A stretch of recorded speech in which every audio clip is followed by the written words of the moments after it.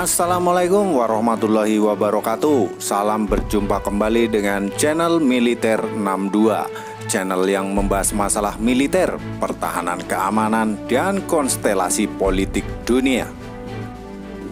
Untuk Anda yang baru bergabung, terima kasih atas kedatangan Anda. Kami beritahukan bahwa channel ini bersifat netral, tidak mempromosikan perang dan tidak mendukung perang, serta tidak mendukung suatu negara, kecuali kecondongan kepada Indonesia. Kunjungan Presiden Amerika Serikat ke Korea 21 hingga 23 Mei dan ke Jepang 23 hingga 25 Mei 2022 diwarnai ketegangan saat Biden menghadiri KTT Quad di Tokyo. Pembom strategis Cina dan Rusia terbang di atas laut Jepang. Quad adalah kelompok dialog negara demokratis dari 4 negara, Amerika, Australia, India, dan Jepang. Setidaknya 6 pembom berkemampuan nuklir Cina dan Rusia melakukan penerbangan bersama pada hari yang sama ketika Joe Biden bertemu dengan para pemimpin dari Jepang, Australia, dan India. Cina mengirim 2 pembom H-6K dan Rusia mengirim setidaknya 1 pembom Tu-95. Dilaporkan 2 pesawat pengebom H-6K Cina terbang dari Laut Cina Timur menuju Laut Jepang, kemudian bertemu dengan pengebom Tu-95 Rusia. Lokasinya dekat dengan pulau utama Jepang.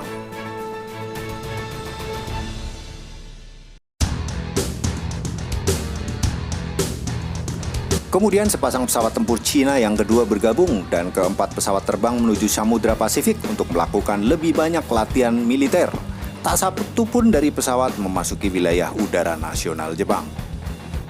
Ini adalah salah satu sinyal terkuat dari Cina dan Rusia kepada Joe Biden serta para pemimpin lainnya dari negara anggota Quad. Situasinya tampaknya semakin menantang dan berbahaya.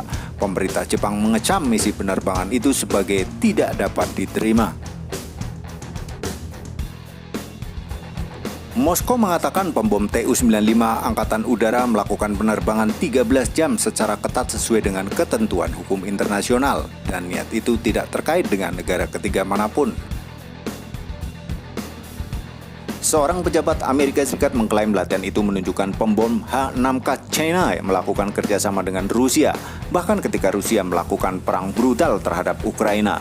Pejabat itu mengatakan ini menunjukkan bahwa Rusia akan mendukung Cina di Laut Cina Timur dan Selatan, sebuah sinyal untuk semua negara Asia.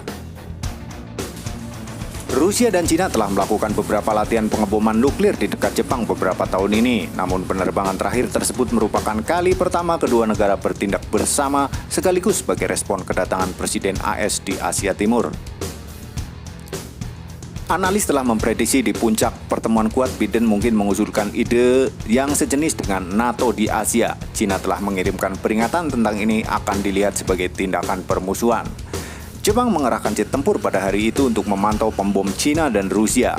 Pada hari yang sama, Korea Selatan beberapa kali mengerahkan jet tempur di zona identifikasi pertahanan udara mereka.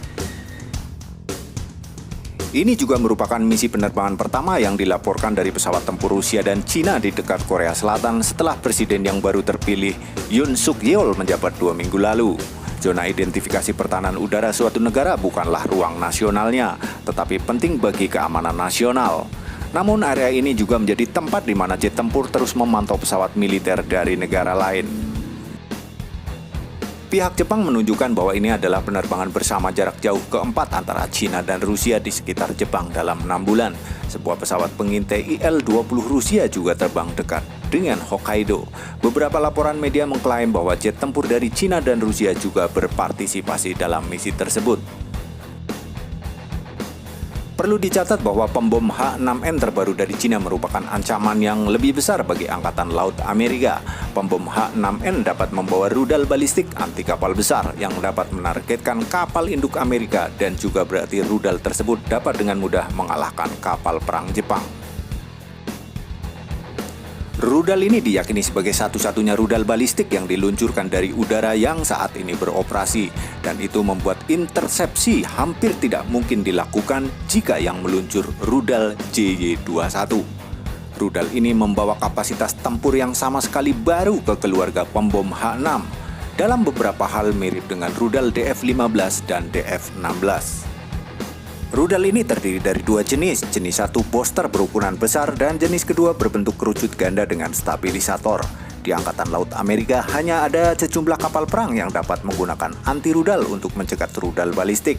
Dengan beberapa pembom H-6N yang meluncurkan rudal jenis ini, militer Cina dapat dengan mudah membombardir pertahanan armada kapal induk AS. Terima kasih atas kunjungan Anda. Sampai berjumpa kembali. Wassalamualaikum warahmatullahi wabarakatuh.